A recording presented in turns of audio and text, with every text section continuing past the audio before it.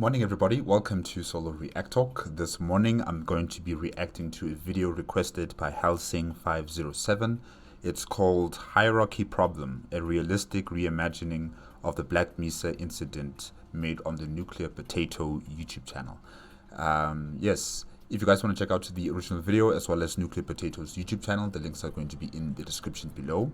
And if you have played Half-Life, or if you know of Half-Life, then you will know about the Black Mesa incident with Dr. Freeman and the other scientists, trying to create a portal into the border world. Or it was by mistake that they created a portal into the border world. Yeah. But essentially, this incident centers around that situation with the Black Mesa Research Facility. And yeah, I've started playing the game Half-Life. I'm not yet complete with the game. I'm still in the beginning stages of the game. I've watched Bonnie's Mind, I've watched Shepard's Mind, I've watched Freeman. Yes, Freeman's Mind.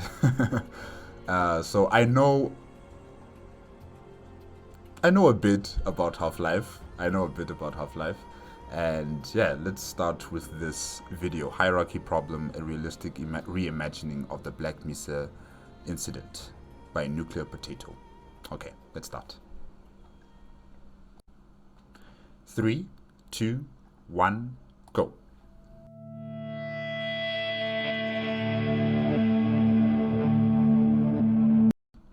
On the 16th of May 2001, a catastrophic equipment failure occurred during an experiment at the Black Mesa Research Facility.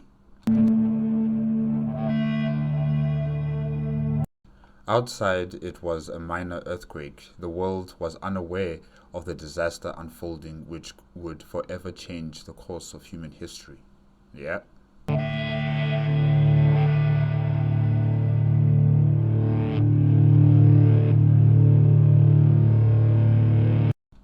There was never any chance of survival.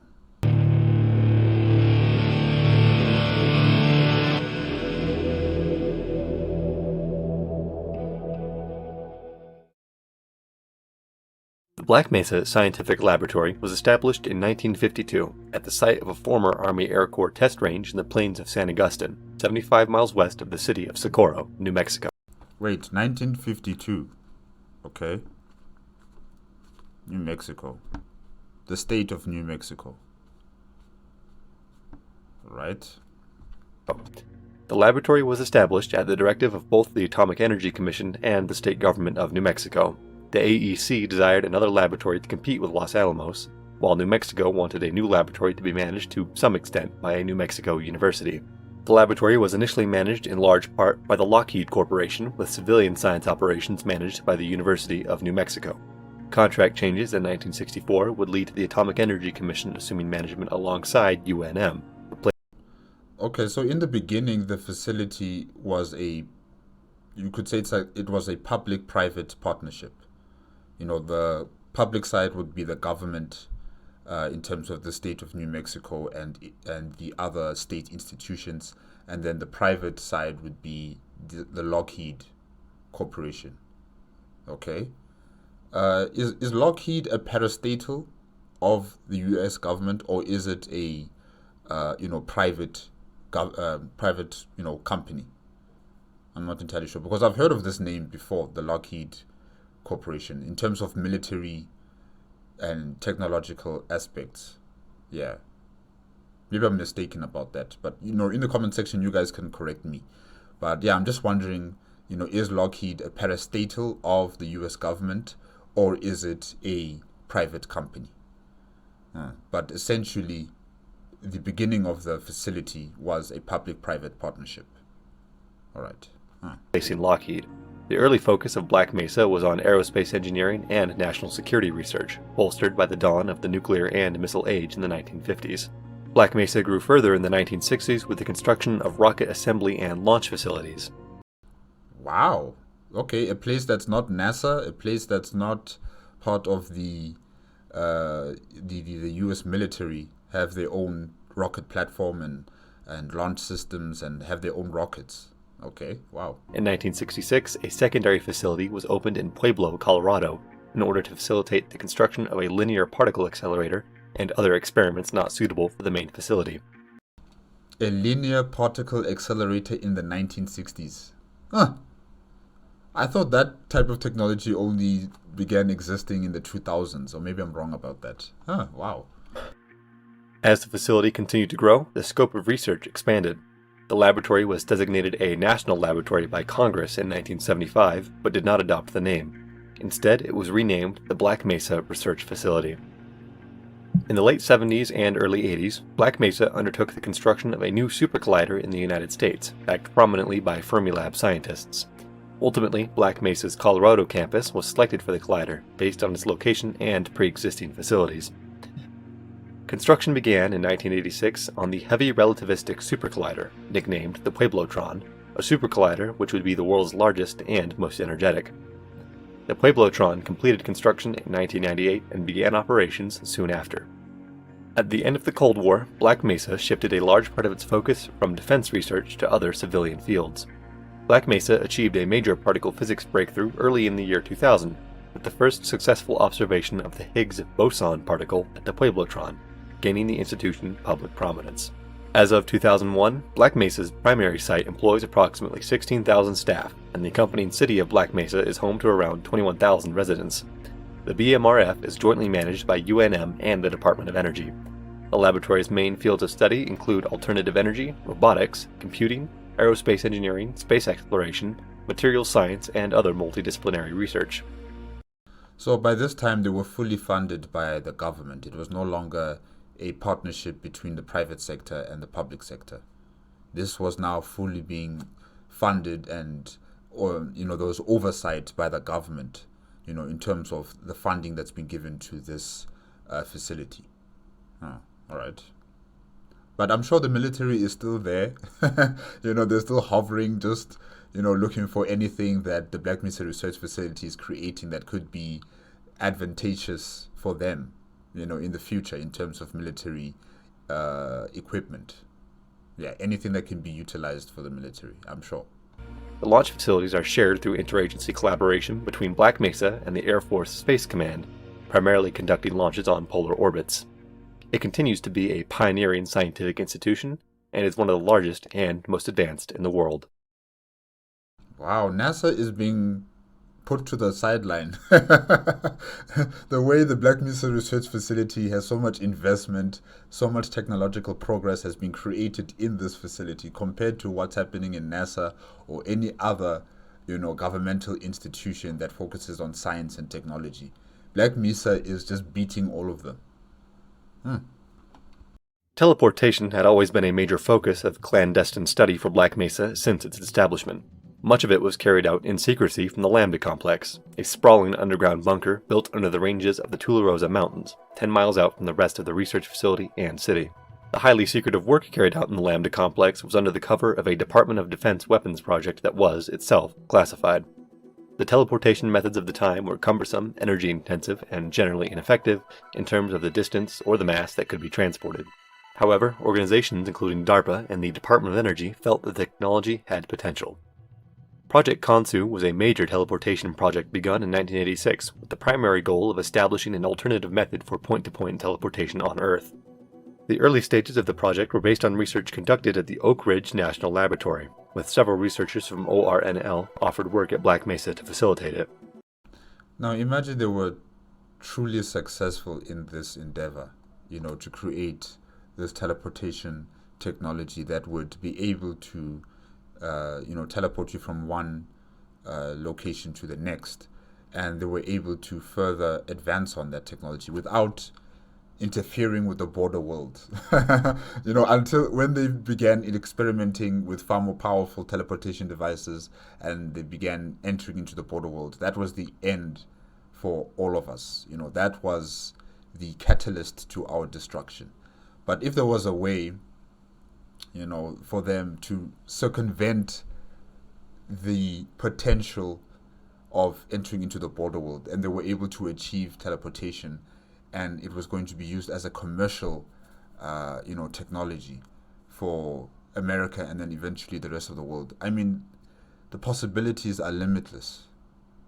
The possibilities are limitless. Transportation on Earth would be so radically changed.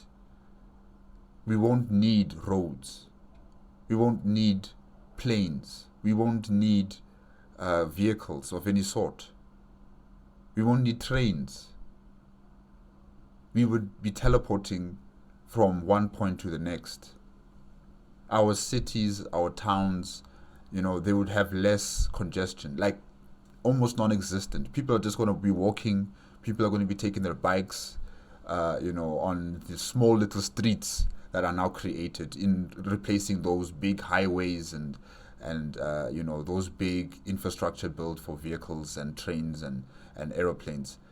All of that infrastructure would be swept away as we embrace teleportation.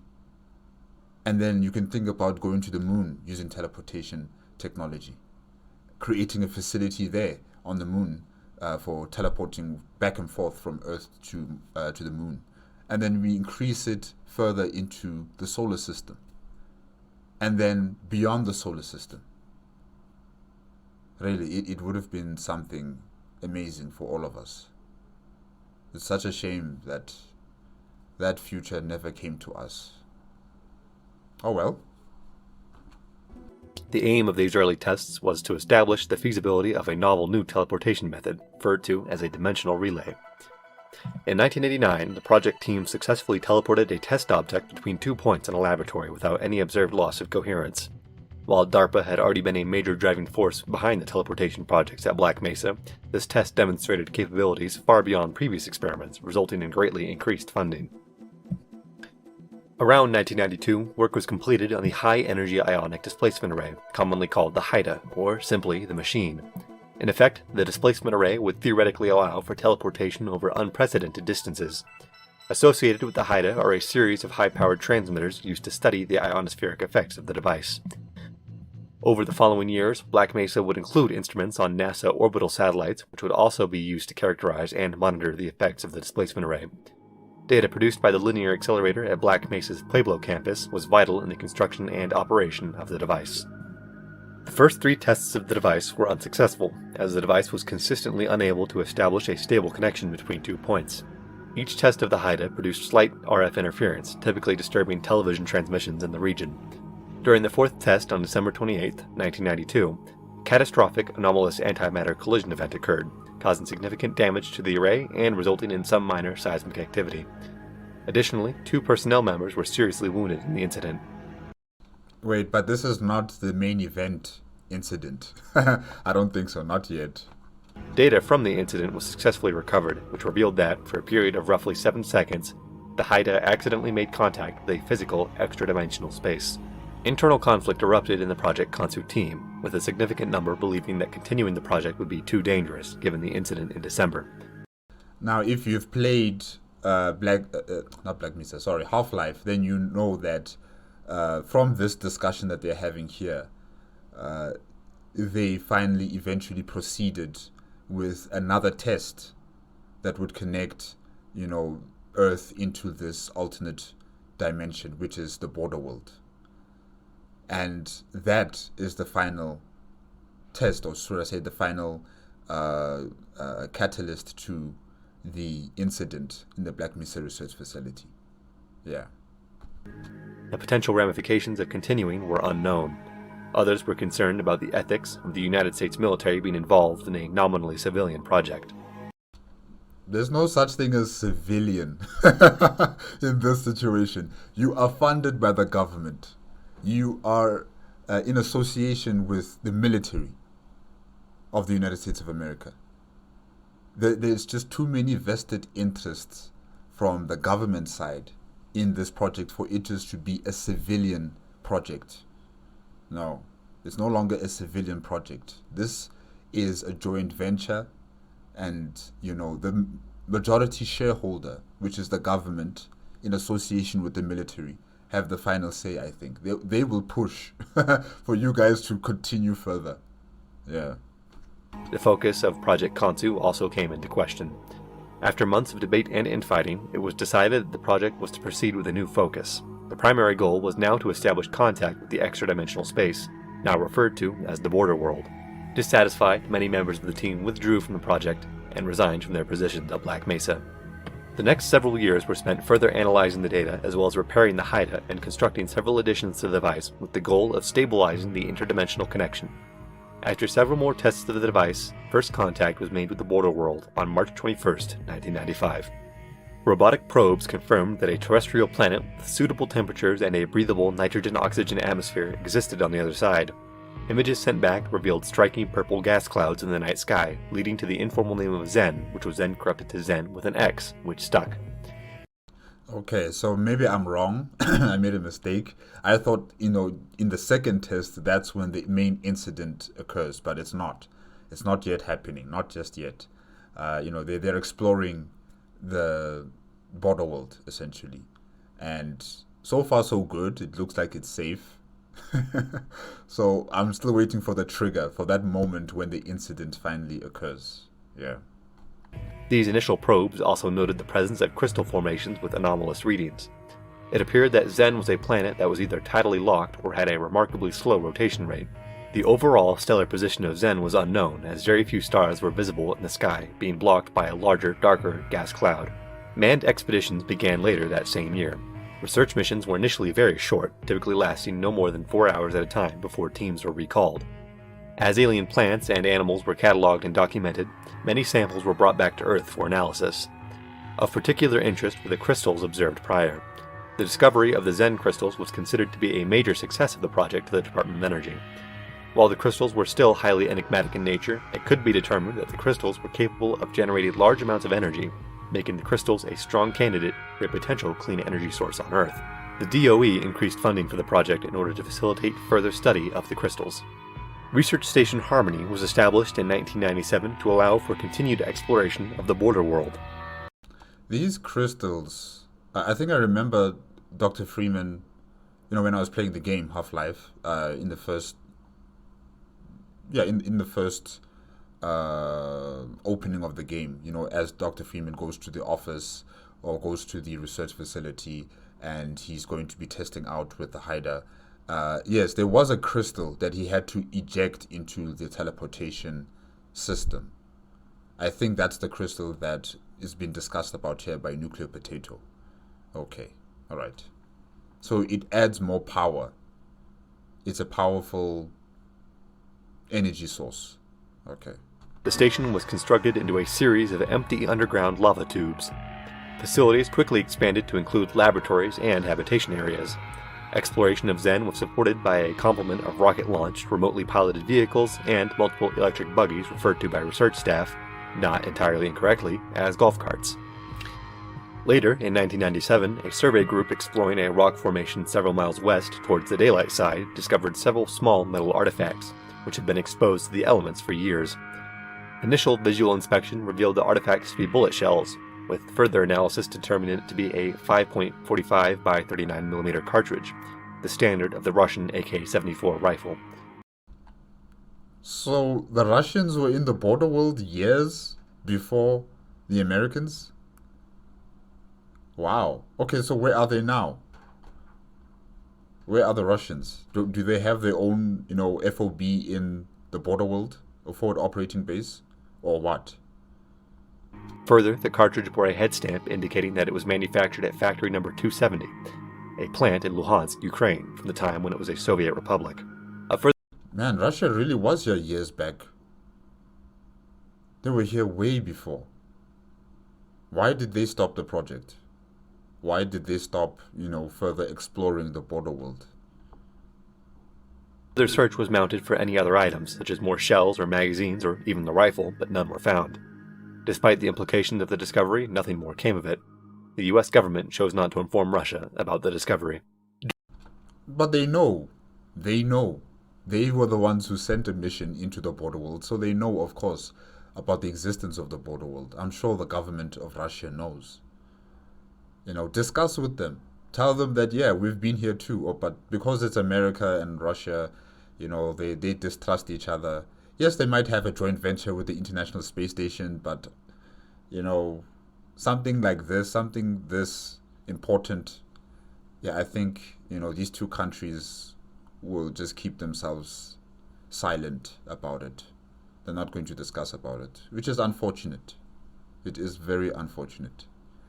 In this type of scientific discoveries of, epic proportions, of, human groundbreaking proportions, we should be working together.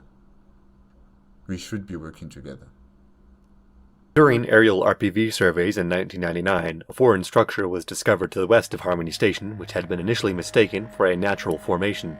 The purpose of the construct, decidedly artificial, was unknown.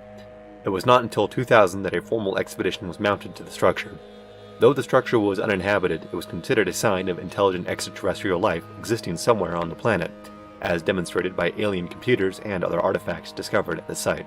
In December of 2000, another expedition to the structure returned to Harmony with a Zen crystal sample designated GG3883. To date, it was the purest and most unstable sample to be discovered. It took priority for analysis upon transport back to Earth.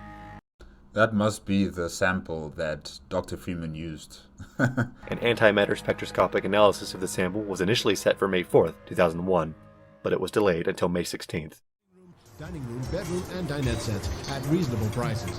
Come in and browse our huge showroom at 3821 Manal Boulevard Northeast. Highlight Furniture, 830-03. On May 16, 2001, a routine antimatter spectroscopic analysis of a Zen crystal sample was scheduled to take place at 8:30 a.m. Computer network errors across the BMRF from the previous afternoon had persisted into the morning, and researchers overseeing the experiment were concerned that this could affect the results. They sought to delay it until May 20th. The laboratory director, Dr. Wallace Breen, pushed for the experiment to take place regardless. The delays had already been costly, and the materials needed for the experiment were already prepared. So it begins. It begins here. The experiment was pushed back an hour and began at 9:30 a.m. No abnormal readings were noted during the beginning of the experiment. However, at 9:46 a.m., the experiment underwent a sudden catastrophic failure, beginning with a significant power surge as the sample became dangerously unstable. An emergency shutdown of the anti-mass spectrometer was attempted, but the reaction had become self-sustaining and could not be stopped. A resonance cascade occurred as the uncontrollable reaction in the sample formed a dimensional rift between Earth and the border world. When the resonance cascade occurred, a magnitude 6.4 earthquake struck several miles near Black Mesa. The shaking could be felt more than 200 miles away in Albuquerque and Phoenix. As Black Mesa was close to the epicenter, damage to roads, buildings, and power infrastructure was severe. 3 residents of Black Mesa were killed by the earthquake. The materials science laboratory, where the anti-mass spectrometer was located, had been particularly damaged, several researchers killed by the catastrophic failure, and many more injured. Initially, only a few researchers understood the disaster to be a resonance cascade. Many presumed it to just be a natural disaster. The earthquake had also ignited several fires in the laboratory, as well as in other buildings across the BMRF and nearby city. In terms of the incident, when it occurred, in Half-Life, you only get the storyline in terms of what's happening inside Black Mesa Research Facility. You don't get to hear what's happening outside, the effects of this catastrophe. But here we're hearing that there were earthquakes on the surface. It hit the small towns that are in close proximity to the facility, and people died. This is quite interesting to hear about, that the situation in the Black Mesa Research Facility was not entirely contained inside the facility, and that it actually spilled over into the periphery in terms of the smaller towns, or even the entire state of New Mexico has been affected by it. Yeah, this is quite interesting. The resonance cascade also had the effect of causing anomalous radio interference across the southwest. While initially minor, it interfered most noticeably with long-range communications reliant on the ionosphere. As first response efforts began, it was found that many communications lines had been severed and damaged. Radio communications were experiencing unexplained interference, which hindered the response effort. Phones to the Pelona Mountain storage site, an underground transuranic waste storage facility located across the plains, were down. It was feared that a radiological incident may have occurred, potentially threatening the nearby area. An incident with off-site consequences was declared by the Black Mesa Research Facility at 10 a.m. The failure of the laboratory's transmitters was the first sign of distress at Black Mesa, as the high-frequency KXBM time signal broadcasts suddenly ceased. By this time, state authorities had already been attempting to contact Black Mesa, and state police officers had been dispatched to investigate. Contact was established soon afterwards. Many researchers fleeing the materials science laboratory reported encounters with unidentifiable creatures that had been attacking the staff. This prompted the deployment of the laboratory's SWAT, the Tactical Response Force. These reports were confirmed by the TRF officers, who also encountered the creatures as they entered the laboratory. The Zen creatures have begun their invasion. These creatures were recognized as ones that had been encountered by surveyors in the border world. Because this represented a breach of highly secretive research, leadership at Black Mesa immediately sought to cover up what was happening and to prevent the leak of any information. President Bush was made aware of the earthquake and the reported emergency at Black Mesa around 10:40 a.m., shortly after a photo opportunity with two professional baseball players. Wait, which President Bush? President Bush Sr. or should I say it's Junior? But yeah, this actually kind of reminds me of a documentary I watched on 9/11 when President Bush Jr., if I can say that, he was in a classroom with kids and, they were having a lesson. And the president was there accompanying them and listening and probably also contributing to the class session. And one of his secretaries or a aide, came to him telling him what happened in New York, what happened with the terrorist attack on one of the World Trade Centers. And, he would just sit there in his chair, listening as this advisor or his secretary is talking to him. And you could just see his face. He was just, just trying to keep his composure, just trying to keep still, just smile for the camera a bit, But inside, he was probably going ballistic. And probably the same thing is happening here with this President Bush in this universe, where he's also, with this baseball team, acting all happy and cheery, but inside he's probably going ballistic. Yeah. In a phone call with the laboratory director, the president was assured that if a resonance cascade scenario had indeed occurred, it was highly likely that it could be reversed. Because the actual nature of the incident was still uncertain, it was decided that a military force would be deployed to Black Mesa to secure the laboratory and city until it could be established what had taken place and been resolved. A cover story of a potential radiological incident at Black Mesa was implemented. At 11 a.m., the Hazardous Environment Combat Unit, a Marine Corps group specialized in urban warfare, prepared to deploy to Black Mesa as part of what was named Operation Gila Monster. Until they arrived, the laboratory security police and the local police force were ordered to secure the town and establish checkpoints along the major roadways. Civilian and police forces alike at Black Mesa were given a separate cover story, that the earthquake had caused a gas leak at the laboratory and that everyone had to shelter in place until they could be medically examined and cleared to evacuate. So, some people knew the truth about what's happening here, and some governmental institutions did not know. And one of them is the state police. They don't know what's really going on in Black Mesa. They think it's just a human catastrophe of some sort, while in reality it's actually Zen creatures that are coming in through the portals and through this, what is it called again? Resonance cascade. Yes. Yeah, that's a very difficult juggling act that you have to perform there, keeping the public ignorant of what's really happening and also trying to contain this entire situation before it gets out of control. Very, very difficult juggling act. State authorities were not fully informed about Black Mesa and had instead been given the same cover story. A 60-mile radius evacuation zone was declared around Black Mesa. Initially, much of the evacuation area was relatively rural desert where small communities existed. The New Mexico National Guard was activated by Governor Johnson with orders to assist in evacuation inside the exclusion zone and assist in disaster response after the earthquake. Road closures were put in place on the routes leading to Black Mesa, enforced by the National Guard. The closest to any town was in Socorro, where checkpoints were set up on the southern edge of the town. I didn't know that the National Guard was, under the jurisdiction of the state of,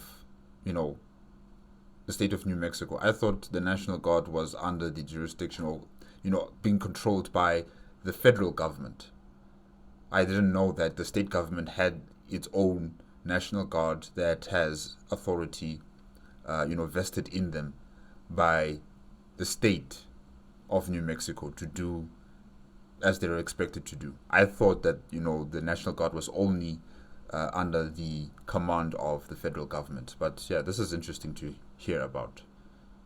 At 1 p.m., the state government of New Mexico issued an announcement that an incident had taken place at the Black Mesa Research Facility in Ketron County, New Mexico, potentially resulting in the release of dangerous radiological materials. The Department of Energy and University of New Mexico, the joint managers of the Black Mesa Research Facility, also announced that they were working with the state government of New Mexico, as well as federal authorities, to evaluate the risk posed to civilians and contain any damage. A DOE nuclear emergency support team was also activated and deployed to evaluate the situation.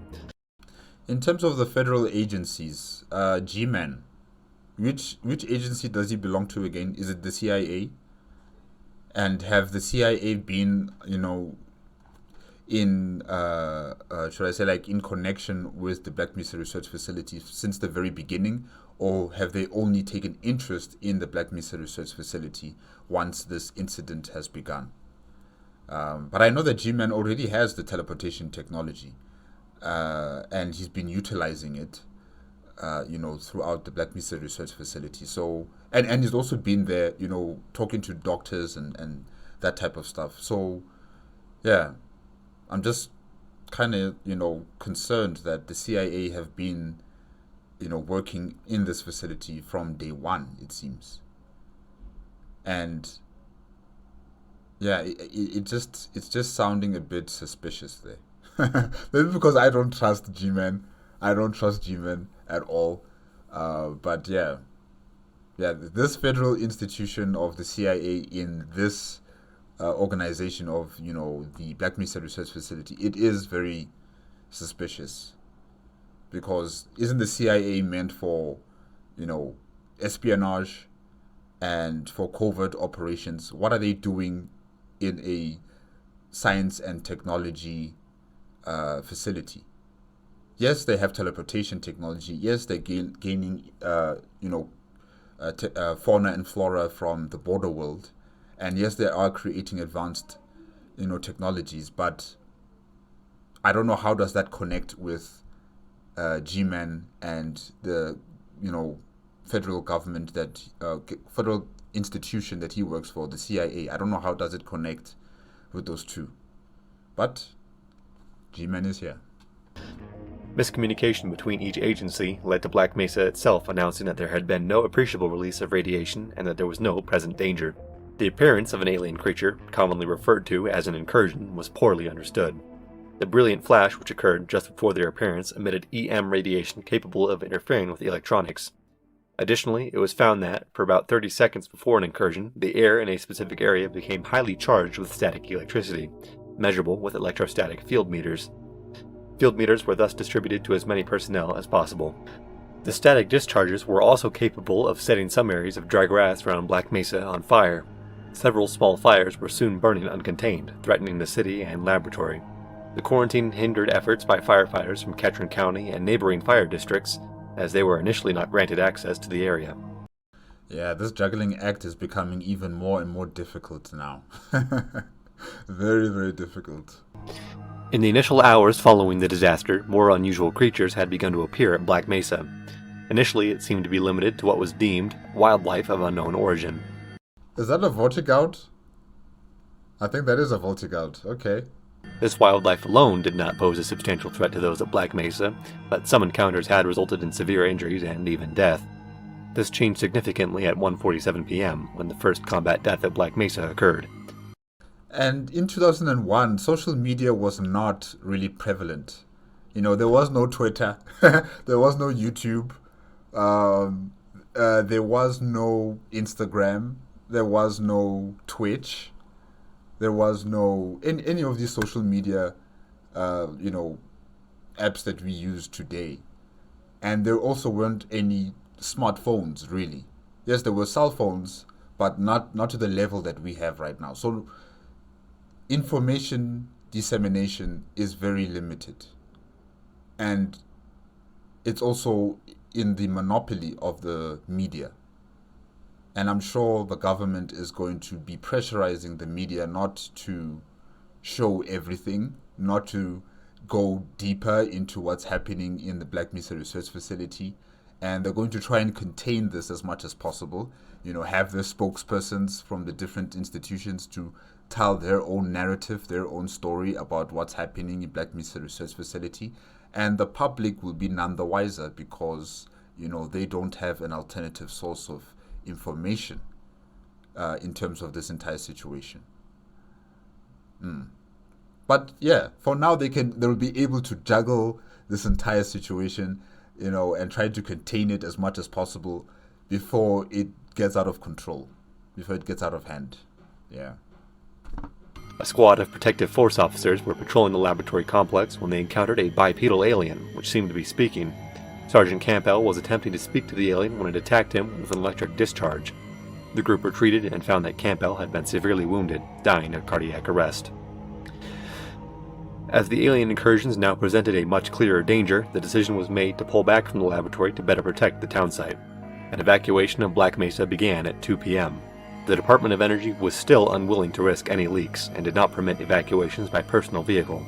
Instead, school and city buses took evacuees to Kirtland Air Force Base under the pretense of requiring further medical screening.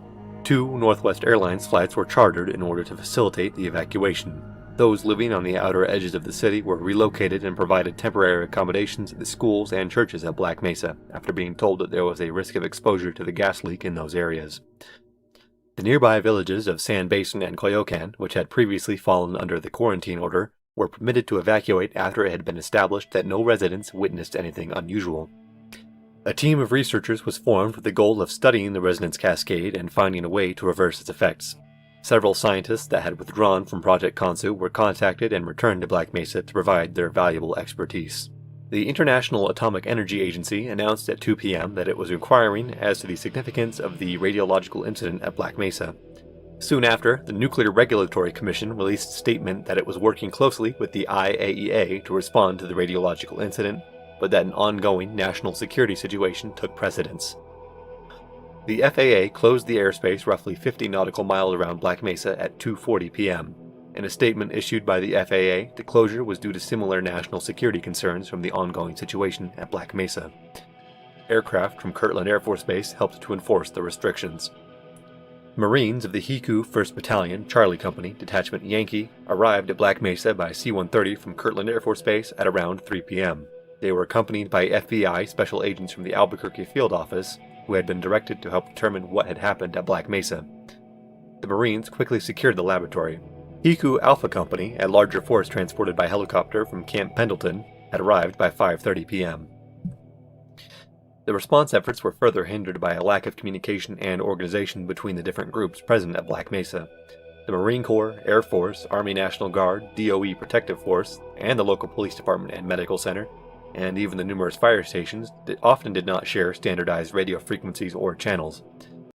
Yeah, this needs to be rectified as soon as possible. It has to be rectified as soon as possible. All of these different organizations need to be under one umbrella as fast as possible, because this developing situation is just going to explode. And we need all of them to be having one purpose, one vision, one direction. What are they expected to do? How are they expected to do it? With precision. Because any mistake now, it will just become even worse. To an extent, satellite phones became more effective in organizing the military response between different organizations. Command Post Roadrunner, occupying a commercial strip in the center of town, was established to help coordinate. The Marine Forces established FOB Coyote at the Black Mesa Airport. Wallace Breen had remained on site in order to organize the disaster response efforts. Chuck Hammond, the Deputy Director of Laboratory Operations, acted as a public liaison, communicating with state and federal authorities as well as the media.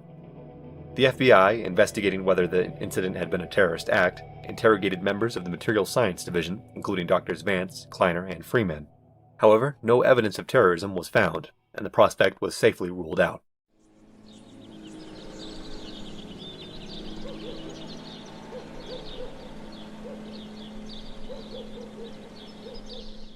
Around 5 p.m., the NEST team confirmed that no release of radiological materials had taken place at Black Mesa, but was not permitted to announce this publicly.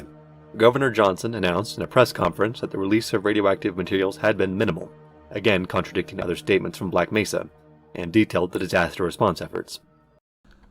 Who's ever in charge of the PR teams of the different organizations, you also need to be under one umbrella, to have one voice, one consistent voice, so that the media and the public are not confused about who are they supposed to be believing.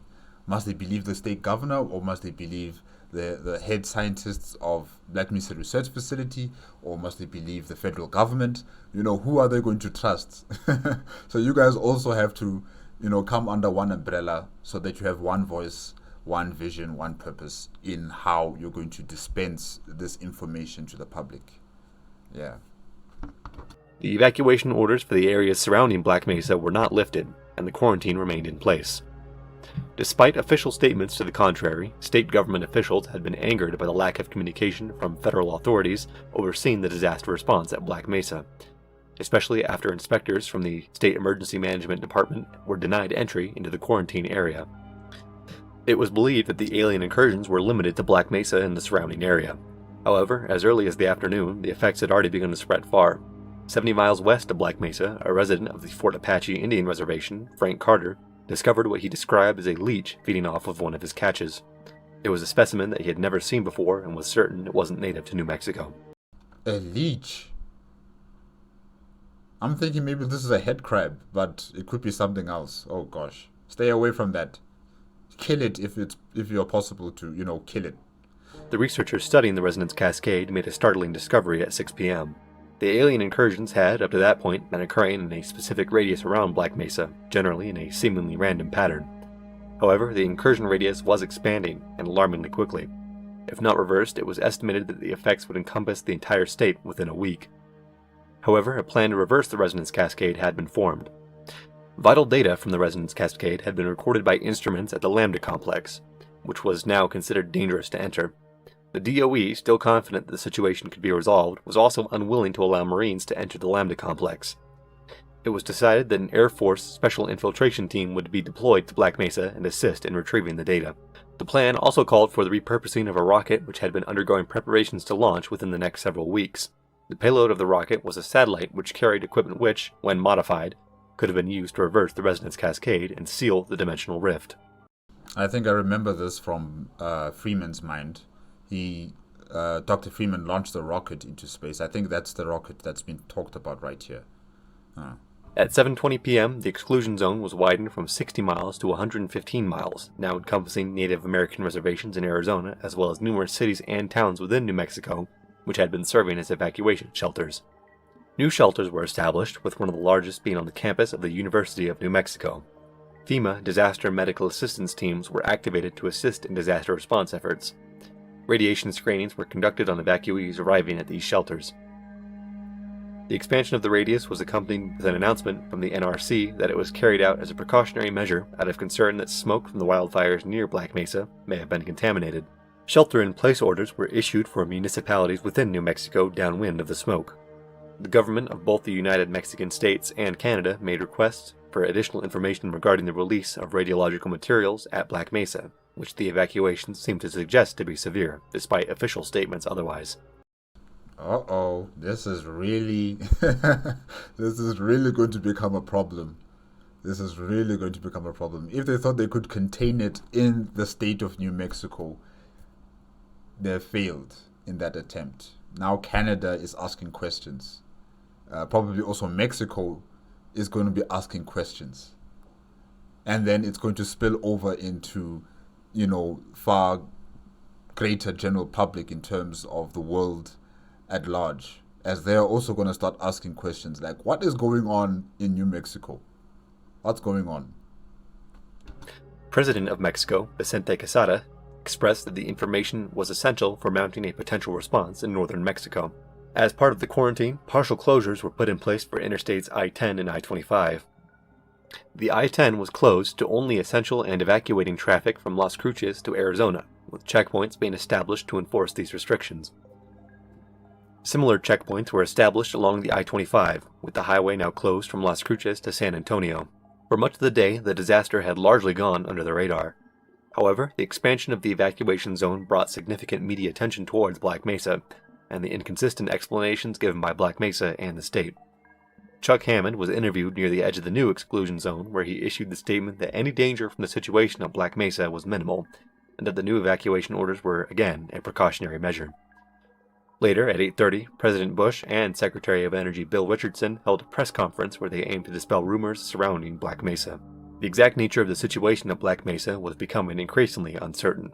Radio interference became severe, believed to be the result of a localized ionospheric anomaly, much like what had occurred when the incident began. State and federal authorities both lacked concrete information about what was happening and how to accurately respond to it, especially because of the secrecy involved. New Mexico state authorities were advised to prepare for a potential further widening of the evacuation radius. Many school districts in New Mexico, including Bernalillo County, canceled school for May 17th, so that buses would be available if the order was issued. Long lines formed at grocery stores and gas stations as panic buying began to occur. I'm sure people were buying a lot of tissue paper. Yeah, that's what's been happening during our last,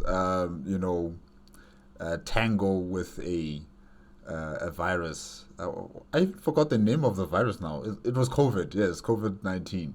And you'd see people panic buying in America, and they'd be buying tissue paper. I to this day, I still don't understand why they were buying so many toilet rolls or tissue paper boxes. I honestly don't understand why were they buying so many of that. Instead of focusing on the food or water or electrical appliances or batteries, some things that you would need for long-term survival within your homes. But people were buying a lot of toilet rolls and tissue papers.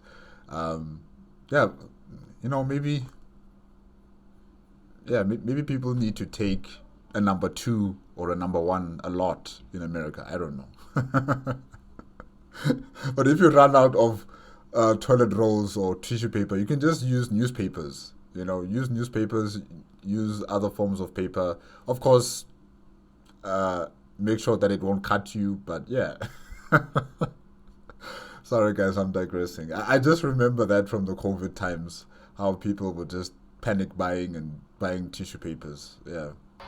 The Special Infiltration Team had arrived at Black Mesa by 7 p.m. and entered the Lambda complex shortly afterwards. At 9:37 p.m., the USAF Special Infiltration Team emerged from the Lambda complex, having succeeded in recovering the data. Analysis of the data confirmed the worst-case scenario. A resonance cascade had occurred, and the self-sustaining rift would continue to expand if not reversed.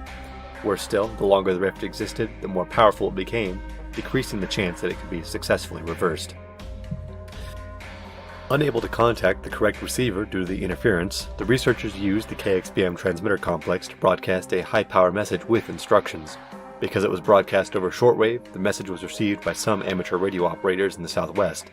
It was decided that the rocket had to be launched as soon as possible, even without proper authorization, to prevent the situation from getting worse. The operation to launch the rocket began soon afterwards.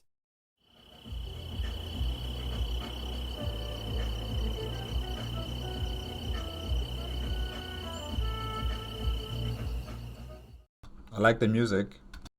At 1:28 a.m., May 17th, the rocket was launched, proceeding on a polar trajectory. Unplanned and unauthorized, it was almost immediately detected by NORAD. In the ensuing chaos, news of the launch reaches the public. NASA followed with a statement that it had observed the launch of the rocket, confirmed its trajectory, but stated that it was likely not a ballistic missile. The White House did not immediately respond to requests for comment. Similarly, Black Mesa did not respond to any inquiries. The apparent launch of a rocket without the knowledge or approval of the FAA, NASA, or Department of Defense led to significant pressure against the United States for an explanation. Russian over-the-horizon radar detected the rocket in a launch profile similar to the precursor of a nuclear first strike. As a result, the strategic rocket forces moved to a heightened state of alert. In turn, the United States military... Now, all of this could have been avoided if America, disclosed to the Russians about their expeditions into the border world, and that they know about this alternate dimension or reality that exists. If they just discussed about their projects with them. This could have been avoided. But now Russia might actually start, a nuclear attack, a preemptive nuclear attack against the United States of America because, they don't know what's going on with their main rival. They are firing rockets into space without notifying their own government, without notifying, the world about what's happening. So yeah, a potential nuclear war might just happen right here because people don't want to talk. People want to keep secrets. They want to keep secrets, and it's going to blow up in their faces. Military moved to DEFCON 3 and stood by to move to DEFCON 2. Military installations moved to ThreatCon Delta. This significant increase in military readiness was also noted by international observers. The satellite became operational by 3:30 a.m. and was used in an attempt to reverse the resonance cascade. The initial results were promising, but unexpectedly, the rift began to intensify even further. This was even visible without the need for special instruments. In the skies above Black Mesa, brilliant formations of red lightning became remarkably vivid. No explanation could be provided for why this occurred, as, by all accounts, the resonance cascade should have been reversed. And now they can't, keep giving the media the same response of saying, no, this was a nuclear radiation leak, because nuclear radiation leaks don't create red lightning in the sky. They can't keep that facade up for very long now. They definitely cannot. Yeah. The alien forces soon began to appear in far greater numbers than they had before. The first major engagement took place sometime around 3:50 a.m. when a Marine squad was patrolling the suburbs. The squad was suddenly ambushed by an unknown number of alien soldiers. Of the 14 Marines engaged, only 3 survived. The near total destruction of the squad marked a turning point at Black Mesa. In the hours to come, more intermittent firefights were reported, though with lighter casualties as military forces pulled back to more defensible positions. An unmistakably coordinated attack on Black Mesa had begun. The Pentagon moved to urgently escalate the military presence at Black Mesa. Reinforcements and additional support were hastily organized. Those that ended up being deployed tended to be those that happened to be available when the order was issued. This included a platoon of M1A1 Abrams tanks belonging to the California Army National Guard, ordered into federal service. These tanks were airlifted directly to Black Mesa. Additionally, LAV scout vehicles were also airlifted from California. The remaining elements of Hiku 1st Battalion's Charlie Company, 2 platoons at Marine Corps Air Station 29 Palms in Arizona, were activated and deployed to Black Mesa. I think you guys also have to involve the civilians into this matter. We know that America is a gun-loving country. There are a lot of Americans with, all forms of weaponry systems in their homes. Incorporate them into this fight back against this invasion from the Zen world, from the border world. I'm sure there's a lot of civilians here who have guns of all forms and shapes and sizes that are capable of, fighting and also defending their homes and, bolstering the numbers of the military personnel who are there already. Or maybe it would create a bit of chaos, in terms of organization and how they want things to proceed in terms of attacking and defending. I don't know.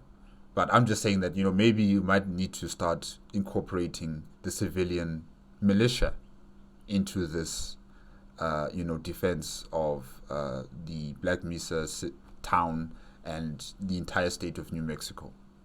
Yeah. Aircraft, including Super Cobra attack helicopters as well as F-18A and AV-AB fighter jets, began conducting sorties over Black Mesa. It was deemed critically important to re-establish reliable communications with the forces present at Black Mesa. As part of this effort, an E-3 Sentry AWACS aircraft was sent to Black Mesa with the expectation that the high-powered transmitters would be more resistant against the jamming effects. Additionally, another RC-135W electronic surveillance aircraft was deployed in order to gather further data on the resonance cascade, as earlier EA-6B flights had yielded useful information. Black Mesa struggled to assign blame when it came to the failure of the first plan. The rocket launch had failed, and instead served to bring unwanted attention towards the crisis.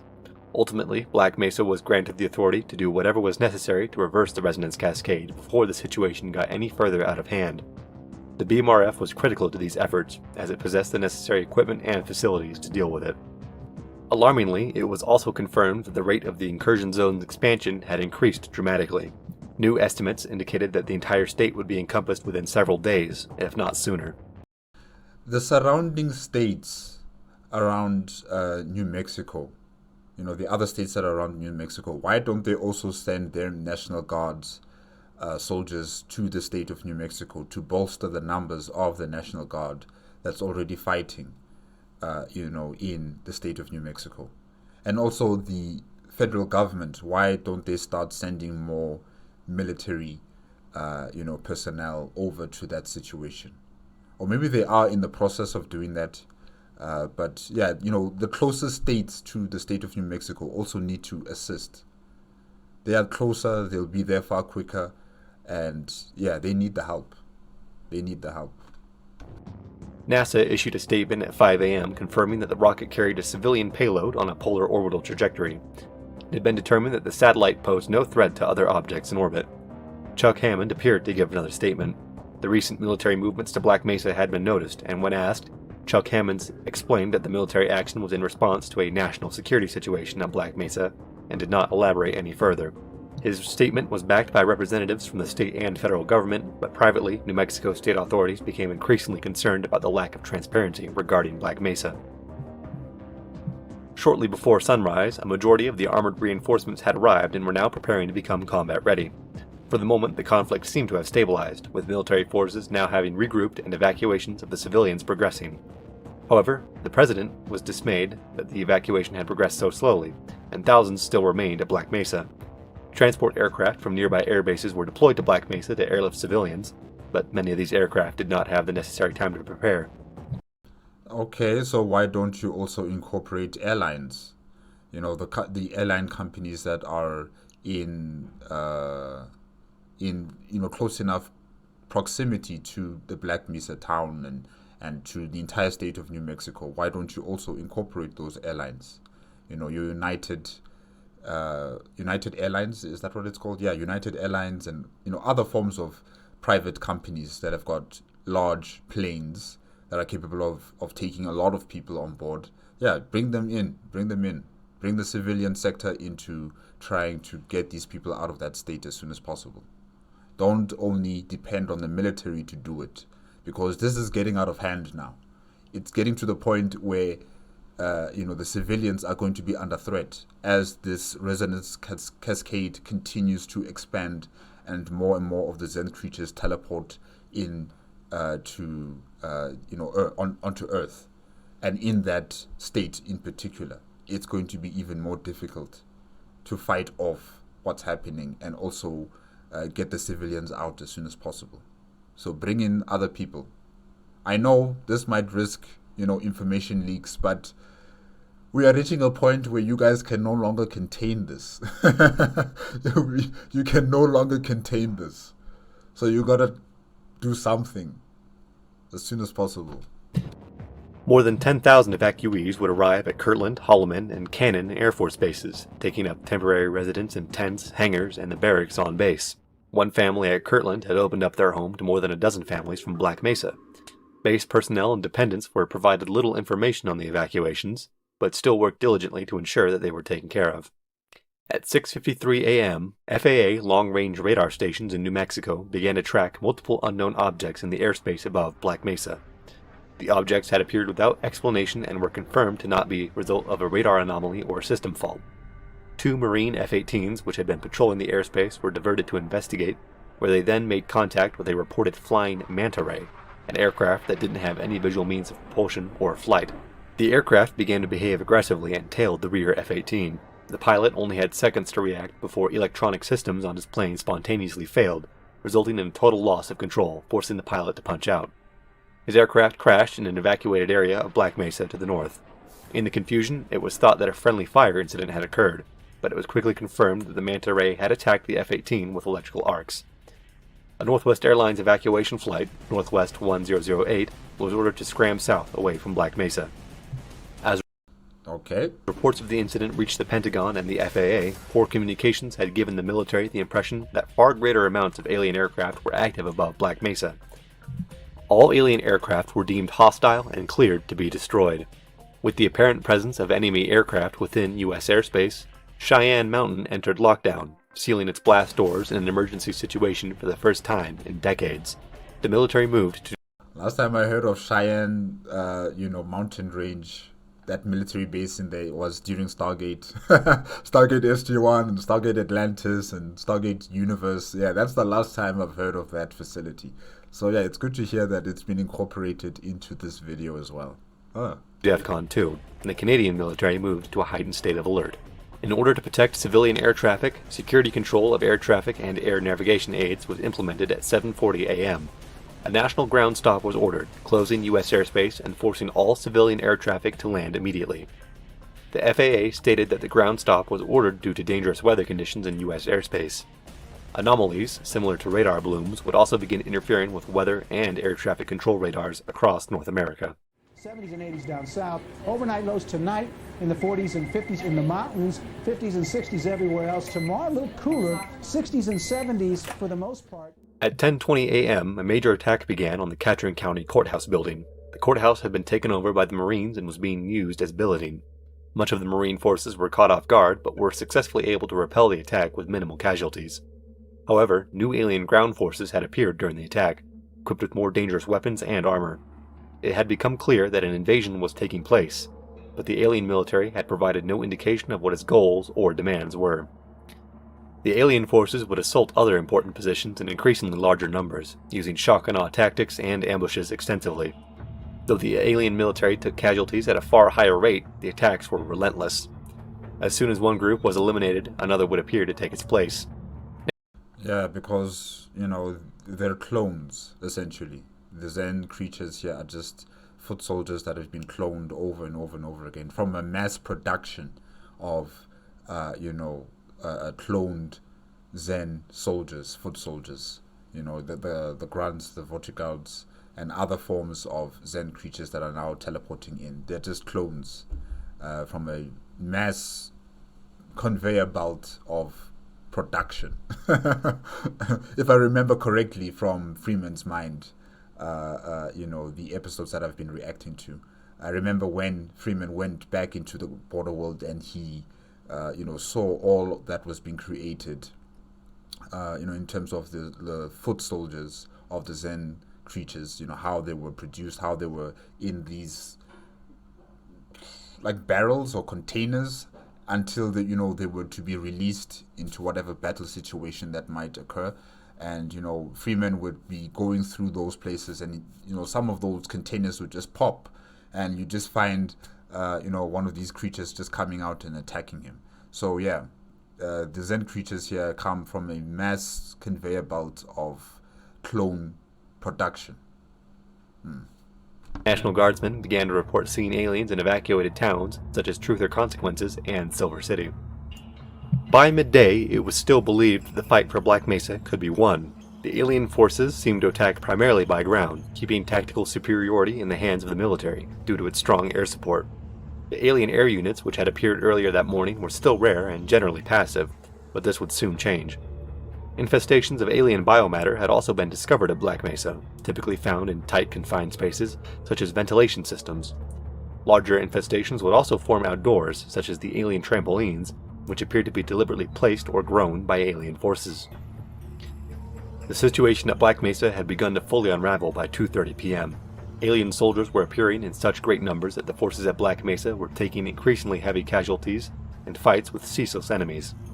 The alien aircraft above Black Mesa had begun to strafe ground targets with a destructive belly cannon, while also attacking aircraft with electrical discharges. Many of the wildfires around Black Mesa were now again burning uncontrolled, as the area had become too dangerous for the firefighters to remain. At 2:44 p.m., President Bush departed from Washington, D.C. aboard an E-4 National Emergency Airborne Command Post aircraft. After remaining airborne for several hours, Air Force One landed at Offutt Air Force Base. After landing, President Bush was immediately taken to a nuclear-protected bunker in order to coordinate the military response at Black Mesa. Is there no nuclear-protected bunker under the White House? I mean, surely, right? Why does he have to go so far away for a base that's going to protect him when he's at the White House? I'm sure there is, perfect amount of security for a nuclear attack or any other form of attack within the White House. So why does he have to go so far away? I mean, this doesn't look good for the sitting president to leave the capital and head over to a very secure place while the rest of his people are now wondering, like, where's the head of state? Where's the president in all of this situations that are developing in the state of New Mexico? He is in a safe area while the public, the general public, are exposed to what could potentially be a very serious problem. It's a bad PR, a look for the president to be so far away from the capital, I think. Yeah. He has to stay home. He has to stay in the capital. He has to stay in the White House. Whatever happens, happens. But let the people know that you are with them every step of the way. Yeah. Other key members of the government relocated to the Presidential Emergency Operations Center in Washington, D.C. No formal front line could be established with the invading alien forces, who were capable of attacking from well inside controlled areas. More and more of Black Mesa was abandoned in order to concentrate around defensive positions surrounding the remaining civilian shelters at the high school, medical center, and the police department. Additional focus was on protecting the researchers still attempting to find a way to reverse the resonance cascade. Marines were forced to abandon their positions at Command Post Roadrunner at 2 p.m., leading to further disorganization and confusion among U.S. forces. There were still numerous civilians now in increasing danger as the invasion intensified. Against standing orders, Captain Gordon Lawson, commander of the Hiku Alpha Company, ended the quarantine and ordered the evacuation of all remaining civilians at 3:22 p.m. Both Captain Lawson and his XO would be killed in action less than an hour after the order was issued. Evacuating civilians, now allowed to use their vehicles, were instructed to stay together in convoys, take main roads, and not stop until they reached Albuquerque or another major population center.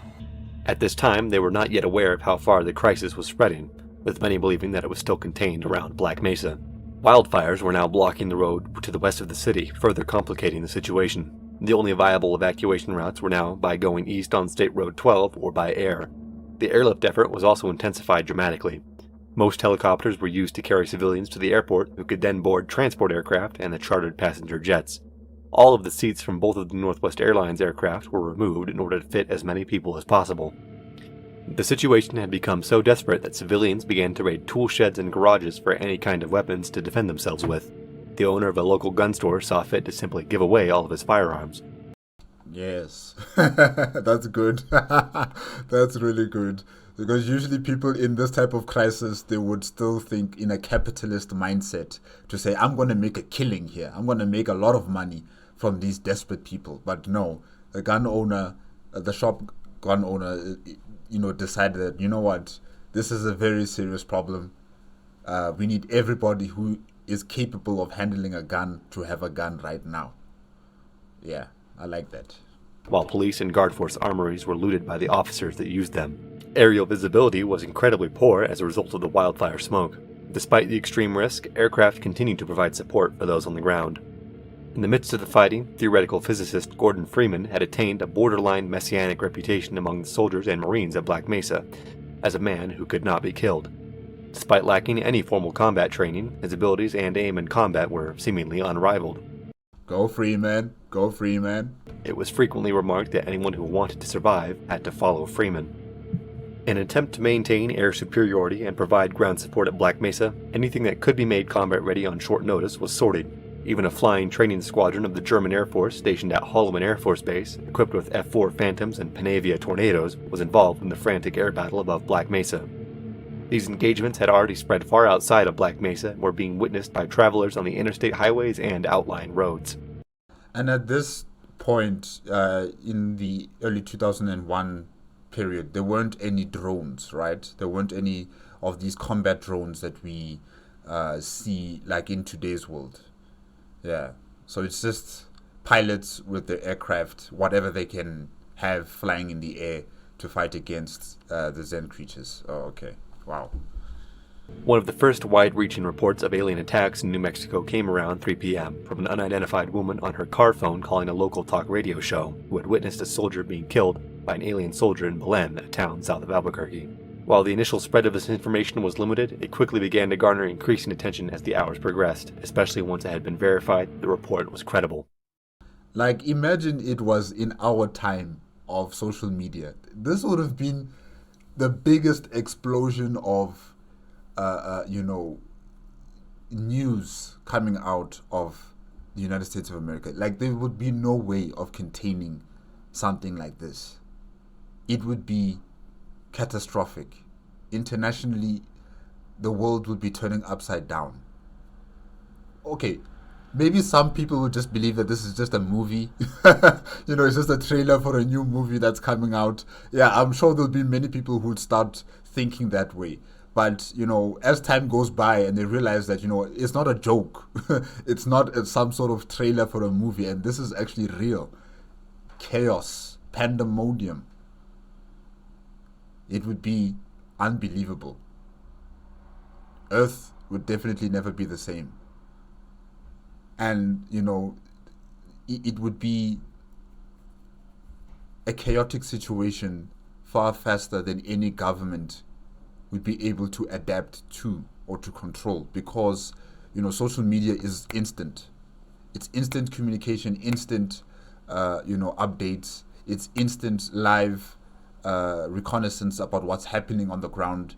There's no way of trying to control the narrative. There's no way of trying to change the narrative. There's no way of trying to suppress the narrative that's already out on social media. So, in 2001, in this entire situation here, at least the government and other institutions do have some way of maintaining the narrative and controlling what type of information is coming out of the state of New Mexico. But for how long? Now been evacuated, whose infrastructures may be threatened.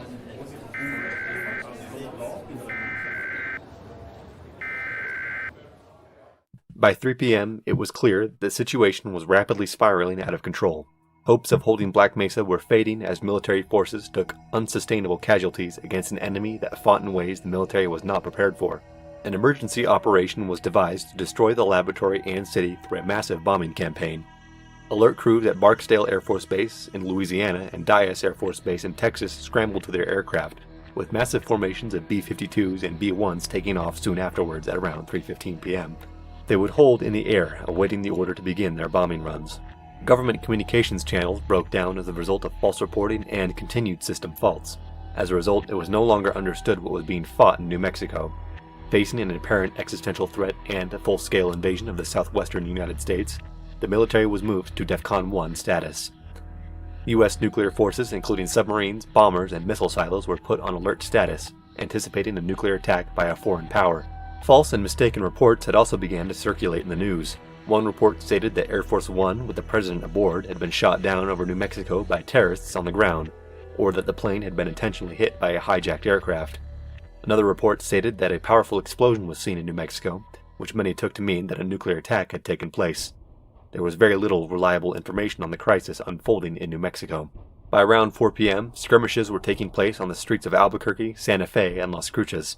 An air battle raged in the skies above New Mexico, and military assets across the southwest were being mobilized to fight wherever possible. The area in which aliens appeared was expanding rapidly, far quicker than before.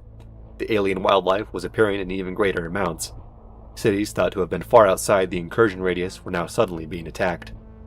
Communications lines across the country began to fail as phone lines were jammed by extreme amounts of callers, despite official instructions to keep lines open for emergency use.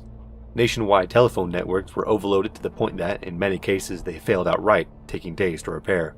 This was particularly catastrophic in the southwest, where the disaster was taking place. Critical communication links were now overwhelmed, and the forces present at Black Mesa had become almost entirely isolated from the outside world. While there were rumors that aliens were attacking outside of Black Mesa, none there knew for certain. At 4:16 p.m., President Bush declared a national state of emergency and ordered an evacuation of the entire state of New Mexico. Additional orders were issued for El Paso, Texas, and much of eastern Arizona. Civilians were ordered to leave all personal belongings behind, bringing only essential supplies with them. Those who could not arrange their own transportation were to proceed to government and civic centers, which were serving as assembly areas. Yeah, the jig is up. The jig is up.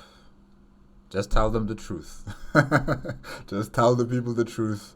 There's no point in trying to keep this as a secret. There's no point in trying to explain this away with jargon. No.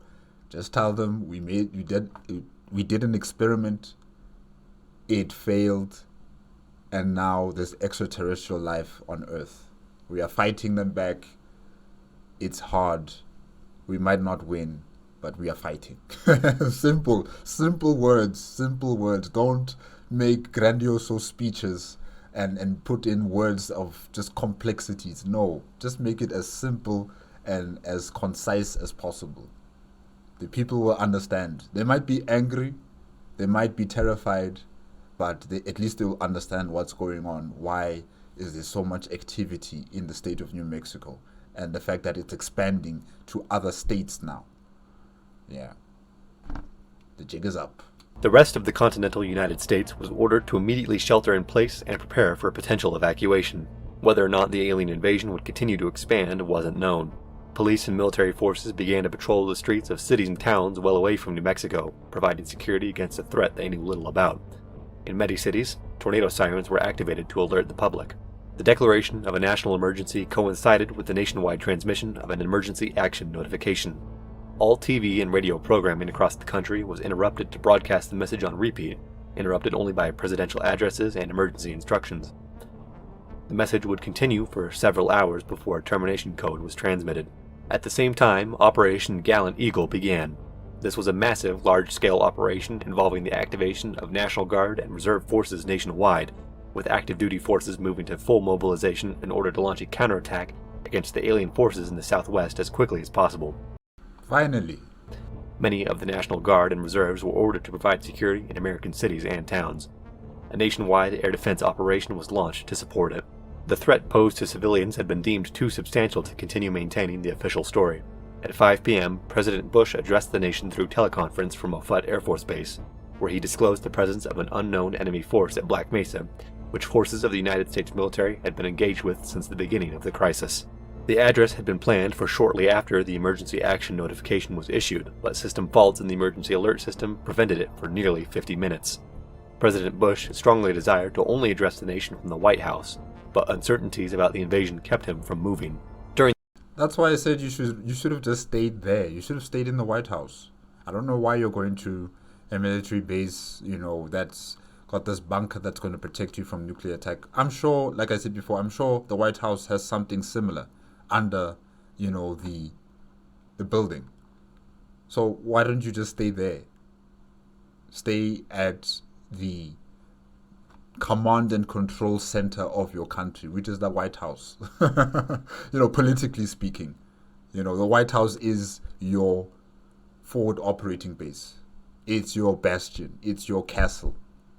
You got to talk from there, not talking from a military base far away from the civilians and the public trust in you as the president.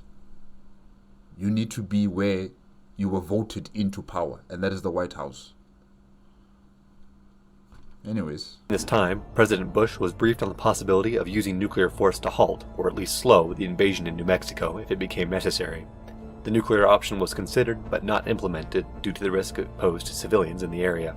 The sudden announcement of the existence of alien life paralyzed the world. Daily life halted as more than 1 billion people across the planet stopped to watch the crisis unfolding in America. For many outside of North and South America, it was late at night or early in the morning when the news broke. Coverage of the crisis, both domestically and internationally, became nonstop. Footage and images of the alien invasion was being widely proliferated on national news networks. It had also become apparent that the U.S. government had attempted a cover-up at Black Mesa.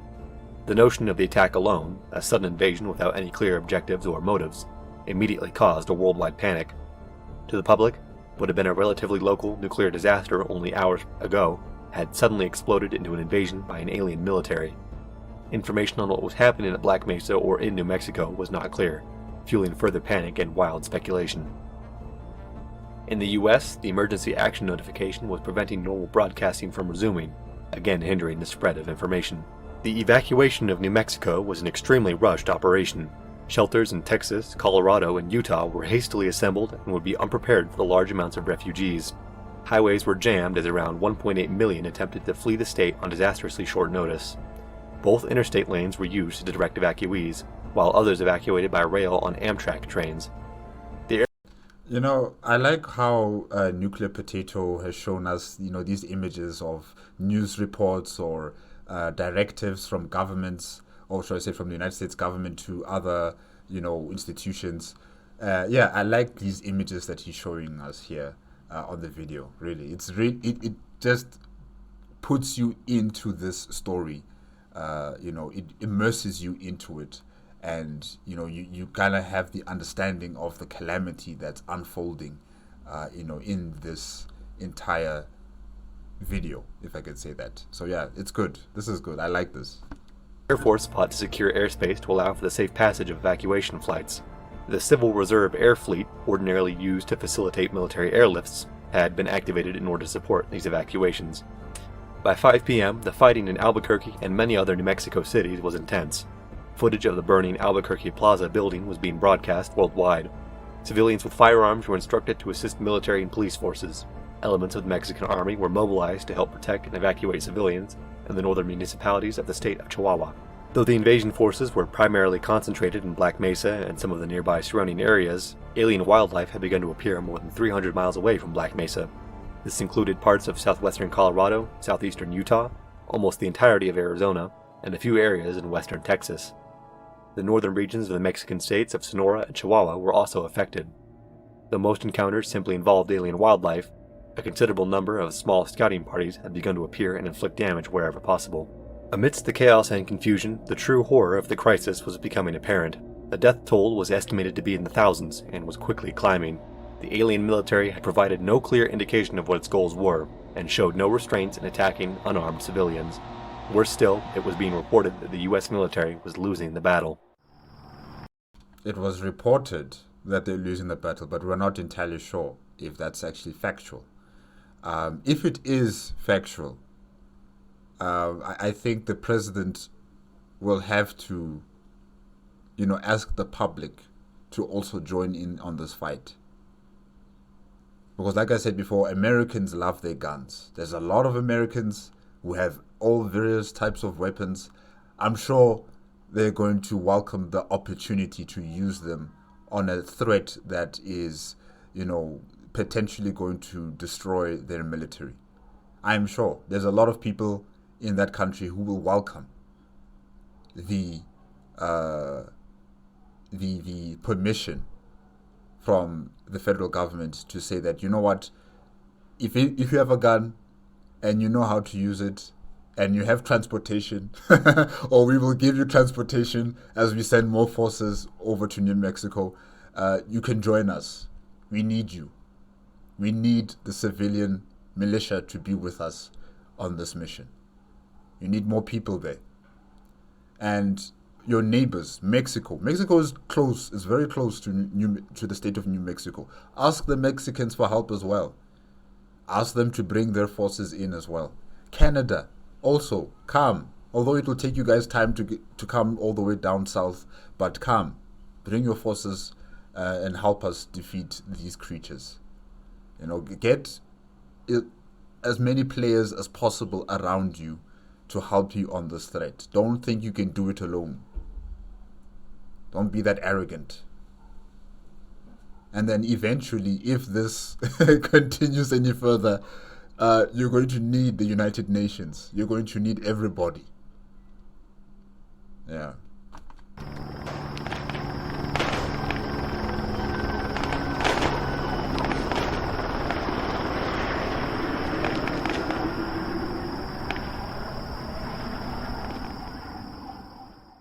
U.S. forces at Black Mesa had managed to hold their positions for several hours, but were now in serious danger of being encircled and destroyed outright.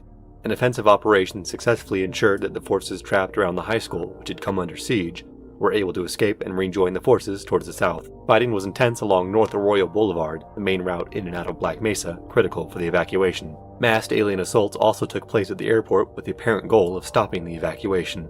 A team of researchers at Black Mesa had arrived at the stark conclusion that a single force, or a being, was holding the dimensional rift open.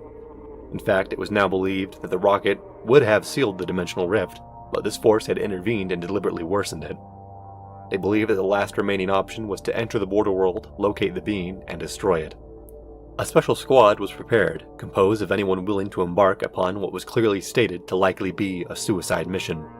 I'm sure Dr. Freeman is part of that group. Marines, ATV operators including Dr. Freeman, and most of the remaining Special Infiltration Team members volunteered for the operation. At 5:42 p.m., the President issued an executive order for the withdrawal of all ground forces from Black Mesa. The forces involved in Operation Gila Monster were informed that, within an hour, a massive bombing operation would take place, regardless of surface conditions. It was now imperative that anyone left within the city or laboratory had to escape by any means possible. A massive retreat from the city began as the military and civilians attempted to head south towards the airport and to where columns of vehicles were being assembled along North Arroyo Boulevard. Air assets were invaluable in the retreat, continuing to provide powerful support against the attacking alien forces, even as ground conditions worsened. Formal command structures had almost completely broken down as squads were displaced or took heavy casualties. It was not uncommon for composite groups to form, composed of guardsmen and Marines alike, being led by a member of the Black Mesa Guard Force or other unconventional combinations. Despite the dire situation, it was not every man for themselves. Even as soldiers and Marines began to desperately steal abandoned vehicles, they would often ensure they were carrying as many people as possible before trying to leave. Transport aircraft became overburdened by the amount of people they were carrying.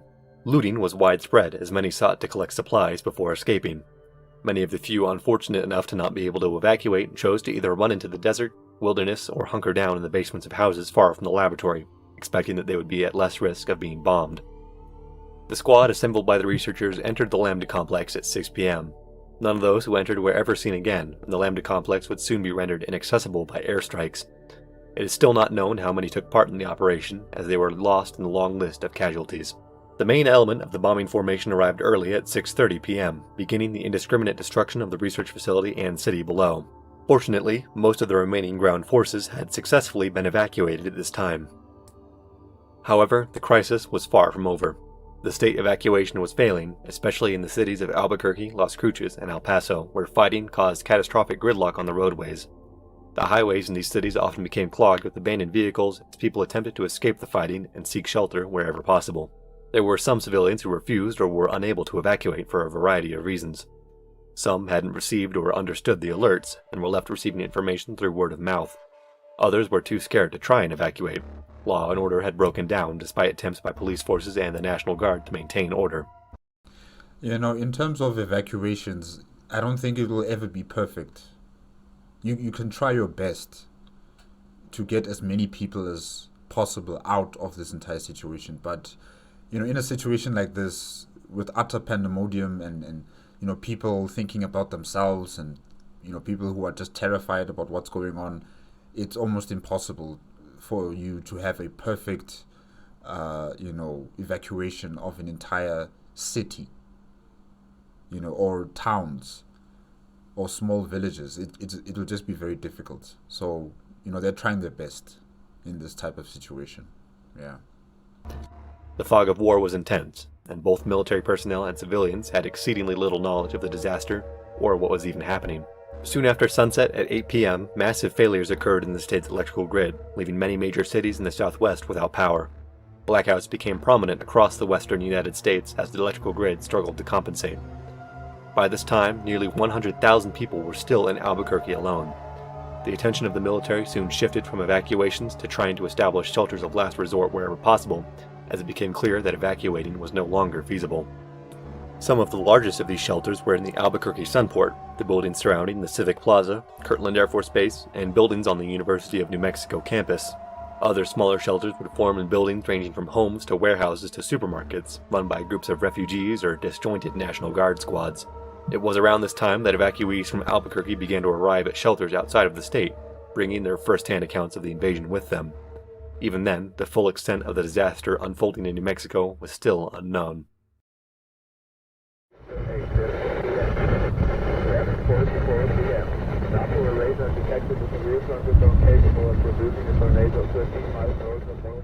Sometime around 3 a.m. on May 18th, refugees in New Mexico reported seeing a brilliant white flash in the sky towards Black Mesa, with lightning arcing out for miles in every direction. The dimensional rift between Earth and the border world had become completely destabilized. In the following hours, aurora began to appear in the skies across the world, produced by a powerful geomagnetic disturbance. The aurora could be seen at latitudes far northward and southward from the magnetic poles. The appearance of the aurora marked the beginning of the first days of what would come to be known as the portal storms. As the flash occurred, massive amounts of alien wildlife and other aliens arrived on Earth, especially concentrated in the southwest. At the same time, the hostilities with the alien military had abruptly ceased. This was not known to many of the refugees, who continued to attack any aliens on sight. Before sunrise, a group of alien soldiers was seen on the roads leading to Kirtland Air Force Base. Their strange behavior prevented them from being killed immediately, and they were instead taken prisoner. Here, Dr. Eli Vance, a former physicist at Black Mesa, became the first collaborator with the Vortigaunts, as they were known. Dr. Vance succeeded in teaching them a rudimentary form of the English language, the knowledge. Is that Vortigaunt holding some sort of cereal? Pops? He's probably eating that stuff. Okay, that's a bit funny. Of which quickly spread across a telepathic network known as the Vortessence, which linked the Vortigaunts. By the morning of the 18th, the shock of the invasion had left the US government disjointed and unable to respond. Questions were immediately raised as to the nature of what had taken place and why, overnight, an invasion of the United States in Mexico had suddenly ceased. It had become immediately apparent that the Black Mesa research facility was in some way related to the crisis. Public outcry arose in response to what appeared to be a failed military cover-up of a still unknown event at Black Mesa. Survivors from the Black Mesa incident had also begun to arrive at shelters outside of New Mexico. While many feared repercussions if they spoke out against what they had witnessed, others were particularly forthcoming. One Marine, Corporal Phillips, was among the first to reveal what he had seen at Black Mesa. At the same time, the Department of Energy and the White House both issued statements that they were working to fully understand what had taken place at Black Mesa. These statements did little to quell a growing unrest in the United States. More than 1.5 million refugees had been displaced from New Mexico, and another approximate 4 million from Arizona. It was not known when either state would become inhabitable again, and military cordons had been established at entries to both states. Shelters had become immediately overwhelmed. In an effort to coordinate relief efforts between FEMA and the DoD, Joint Task Force Pueblo was established on May 18th. Despite suspicions regarding the involvement of the U.S. government in the disaster, a major international relief effort began. Countries considered antagonistic towards the United States, such as China, were among the first to contribute, considered a major gesture of goodwill after the Hainan Island incident the previous month. Relief efforts were extended towards Mexico, where nearly 3 million refugees from Sonora and Chihuahua had been displaced. The invasion and its aftermath was the first dialogue between humanity and an alien civilization. As the world reeled from the theological and philosophical impacts of the alien invasion, Vortigaunts began to emerge accompanying groups of refugees. Yeah. From this entire situation unfolds a far larger situation. The Combine. Here they come. Ostensibly, first contact with the Vortigaunts was one of the few positive things to result from the Black Mesa incident. Temporary camps were established at refugee shelters to house the Vortigaunts. Footage from these camps, of humans and aliens together, was widely broadcast across the world. Among many, a general animosity remained towards the Vortigaunts for their role in the invasion. On the morning of the 19th, the states of New Mexico and Arizona were placed under full quarantine, now designated as the New Mexico-Arizona Exclusion Zone. Operation Gallant Eagle shifted from an effort to battle an alien invasion force to search and rescue and disaster response efforts within the states. Early military expeditions to the exclusion zone began soon afterwards. In the days immediately following, freak weather phenomenon began to take place across the American Southwest. Anomalous catastrophic storms with hurricane-speed winds and frequently heavy rainfall caused significant damage and serious loss of life. These storms would also deposit large amounts of alien life forms wherever they occurred. One of the first of many of these storms to reach outside of New Mexico struck Las Vegas on May 19th.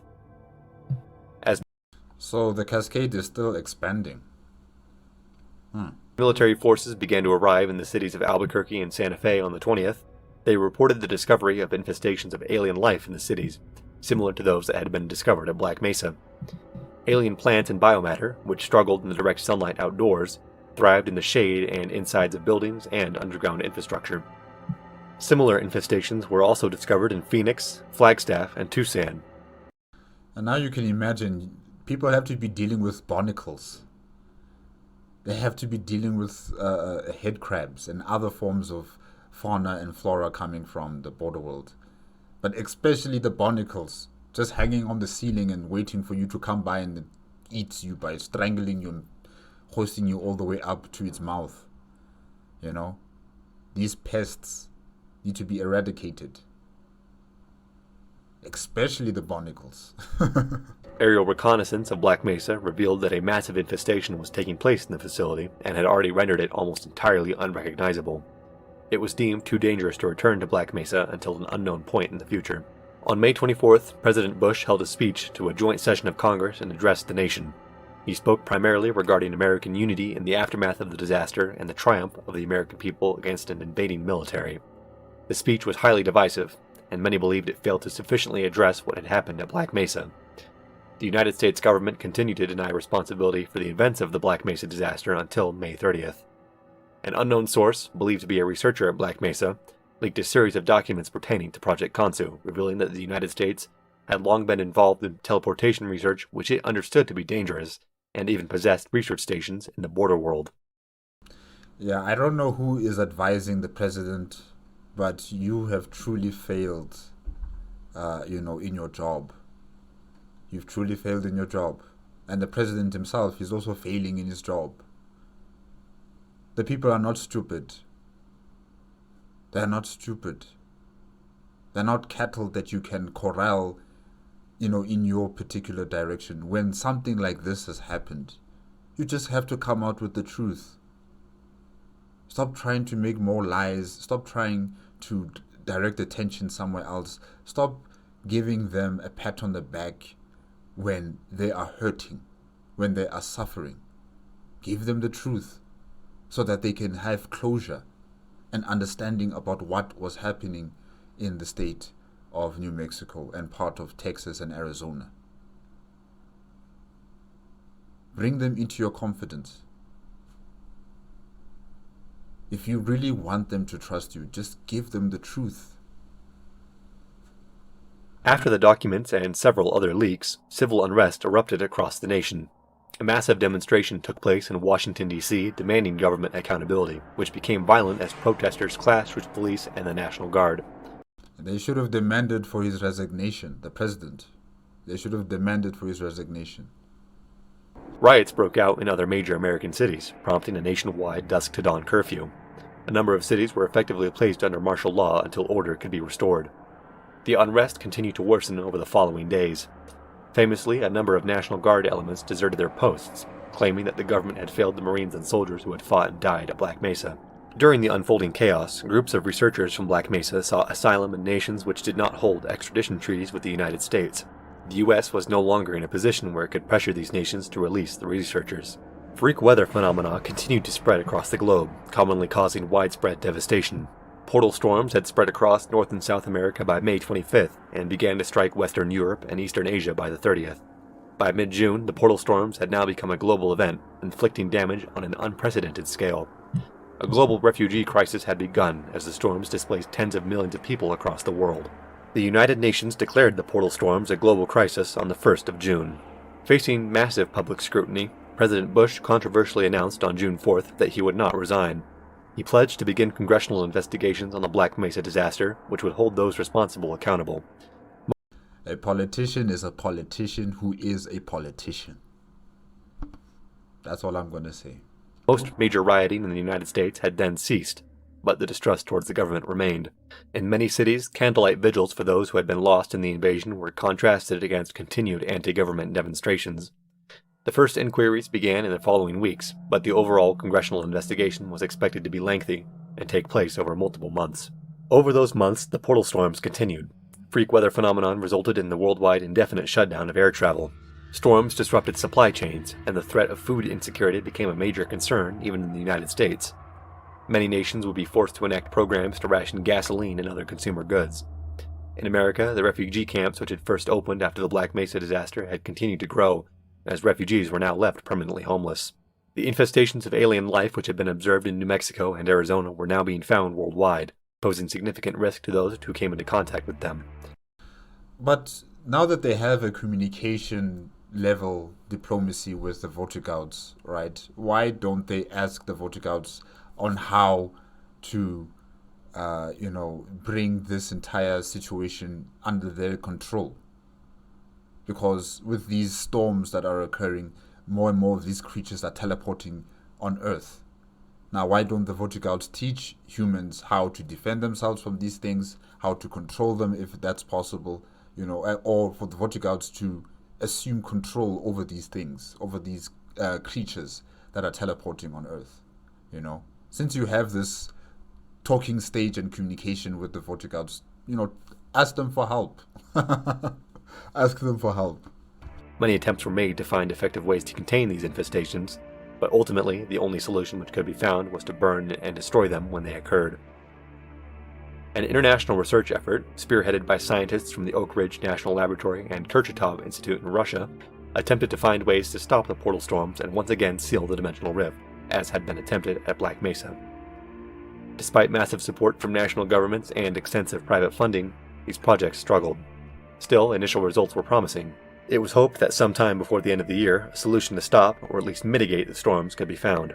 One plan to reactivate the Black Mesa satellite network showed promise, but many of the satellites had become inoperative with the loss of their ground control facilities.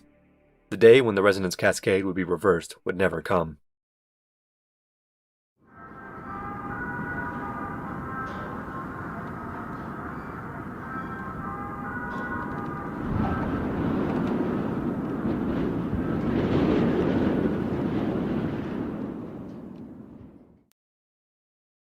In early October, many months after the Black Mesa disaster, no image available. Yikes. We are entering into the Combine era now. an armada of extraterrestrial spacecraft suddenly appeared in low orbit of Earth. For weeks, the spacecraft sat inert in orbit, unresponsive to all attempts made to contact them.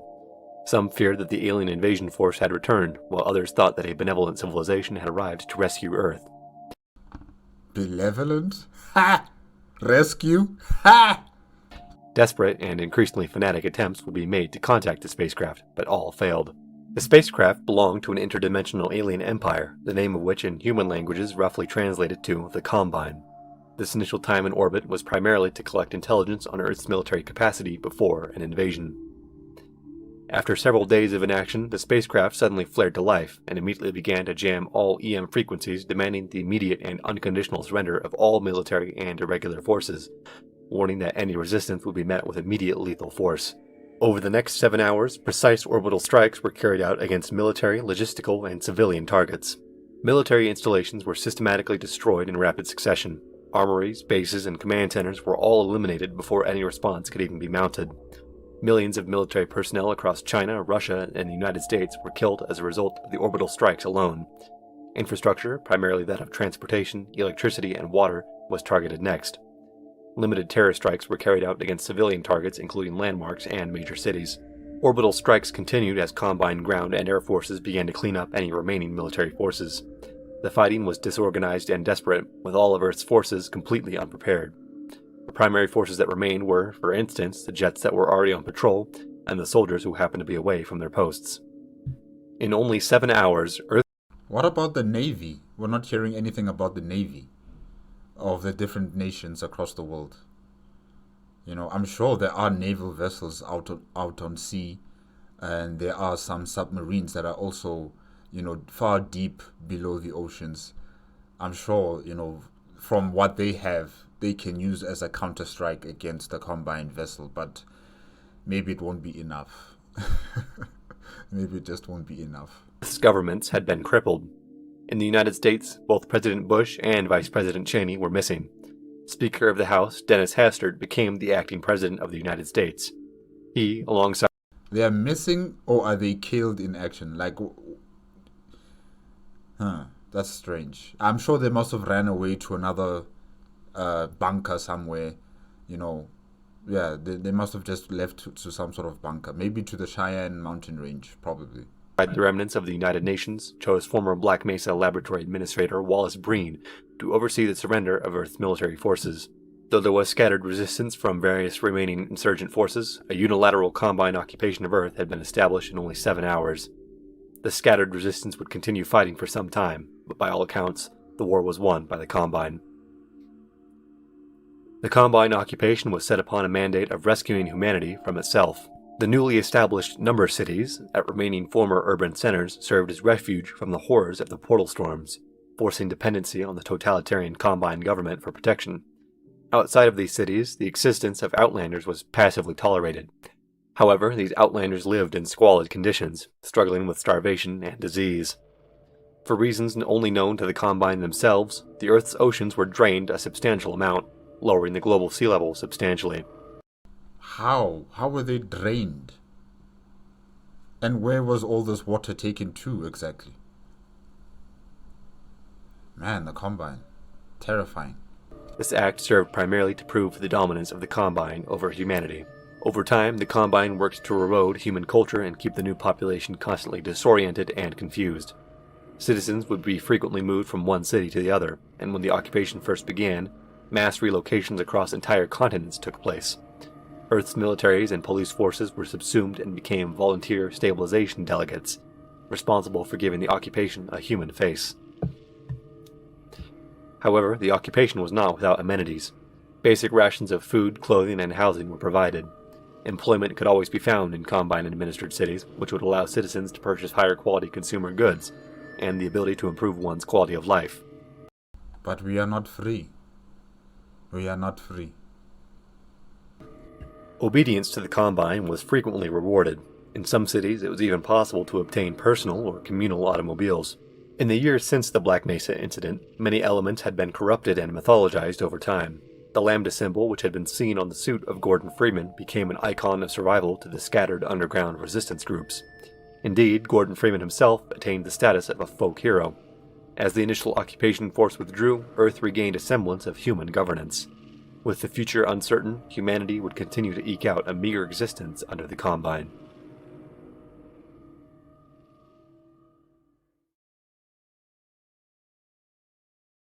I know the human being and fish can coexist peacefully. Okay. Alright guys, yeah, that was a hierarchy problem, a realistic reimagining of the Black Mesa incident made on the NuclearPotato YouTube channel, and it was a request from Helsing 507. Yes, we may have been defeated, we may be occupied by an alien force, but the human spirit will never fail us, will never falter. It will continue to rise to the occasion in defeating whatever enemy puts us under threat. I don't believe that this is the end for us. Yes, we are suffering under the Combine's authority, but humanity will make it out of this. We will. Somehow, some way, with the help of Gordon Freeman and G-Man, if he's still really working with humanity. I'm not entirely sure with G-Man, and I'm not sure with this guy, but you know, people like them and other people like Barney, you know, other human beings who are part of the resistance, they will be the answer to all of our problems in terms of this Combine occupation of Earth. They will find a way. They will find a way. I believe it. But yeah, guys, that's it. That's it with this video, the hierarchy problem and realistic reimagining of the Black Mesa incident. And yeah, this reimagining was really good. I really did enjoy it. I liked how it built up to the incident, and after the incident, the calamity that spilled over throughout the United States of America, and then of course eventually the world. And then from that entire situation came the final nail in the coffin when it comes to the Combine coming to Earth and subjugating us. So I really do like the progression and the development of how Black Mesa Research Facility was first a facility that was instituted by the state government, and then it was incorporated with the private sector in terms of the Lockheed Corporation, and it developed from there. It became important from that public-private partnership, and they had a lot of investment in their facility and in the research facility and the towns and the universities that it is connected to. And, you know, this facility was pioneering technology that the world has never seen before. You know, they were, you know, having access to rocketry systems, launching pads as well. They were, you know, supported by the military. They were given resources by the government. They were also having, what are they called again?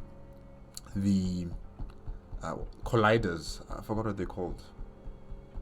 But you know, the colliders. I forgot the name of those contraptions that, you know, split atoms and combined atoms together. Yes, but you know, they had that type of technology there, and of course it also led up to teleportation technology. So Black Mesa Research Facility, really, it was a gem in the science and technology development of the United States of America, and you know, due to hubris, due to the impatience of some doctors and scientists, due to the arrogance and the ignorance of some of these, you know, administrators, it led to a catastrophe that would forever change humanity. You know, through their actions, it led to the loss of so many lives, and it also resulted in Earth being permanently scarred and changed forever. And we don't know if there's any way of, you know, sealing off this resonance cascade. Yes, that we don't know if there's any way of, you know, closing the rifts permanently and, you know, keeping the border world and Earth separated like that. We're not entirely sure, but you know, from their actions, it led to this catastrophe. But you know, we will rise up from this entire situation. We always do. Humans are adaptable creatures. You know, we are stubborn creatures. We are tenacious creatures. And we will make it out of this alive, somehow, some way. Don't ask me. Don't ask me about the details. You know, I'm just believing in hope. I hope. That's all we have left to fight with. When all else is lost, we believe in hope. And I hope humanity will make it out of this alive. But yeah, this was good.